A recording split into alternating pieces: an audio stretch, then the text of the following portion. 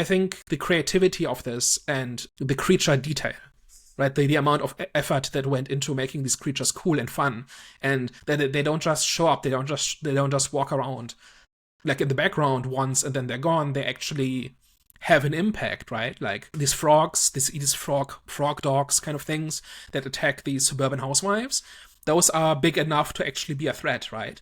And then we've got the birds. Now that they can fly, we've escalated again. And then the primates are heading towards something intelligent, something like us, right?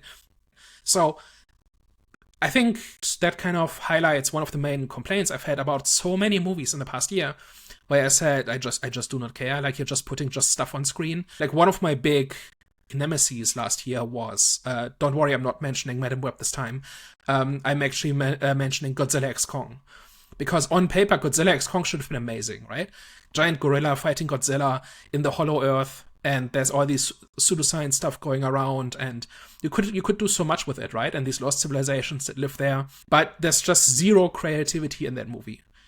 And for that reason, I completely bounced off it. Like, there was like a handful of halfway decent creature designs, but they very rarely did anything with it, and it didn't impact the plot at all. It was just like interchangeable.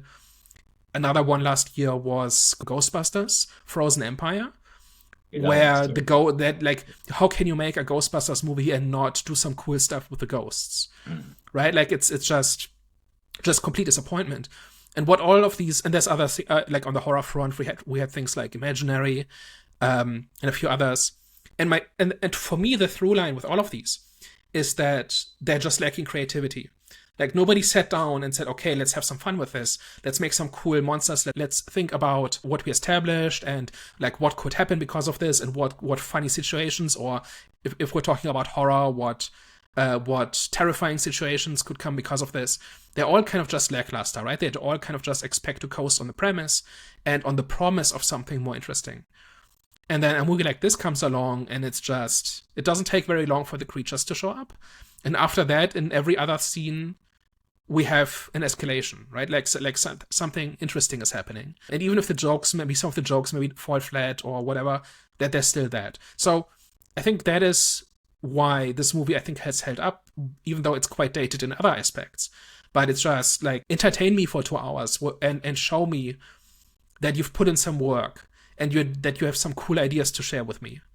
And then I can forgive a lot, like dated CGI or dated humor or whatever. I don't know, that's just one of my big bugbears about movies these days, that everything is such an assembly line that there's very rarely something where I say, oh, that's cool. And then if something does come along where I say, oh, that's cool, like, it kind of stands out. Like, The Gorge is not a great movie, but it's showing that some thought and creativity went into parts of it, and that already elevates it above a lot of the other movies.